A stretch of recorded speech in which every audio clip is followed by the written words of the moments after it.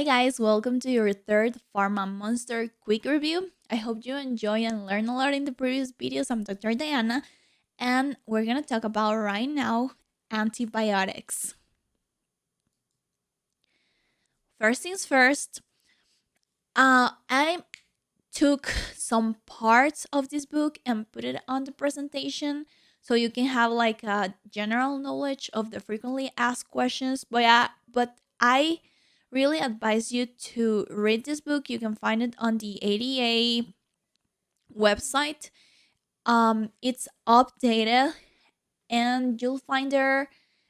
I'll really basically all the pharma questions comes from this book, and it's obvious because it's the ADA handbook. So please take a look at it, read it, highlight it, do whatever you have to do, but please learn what is in there.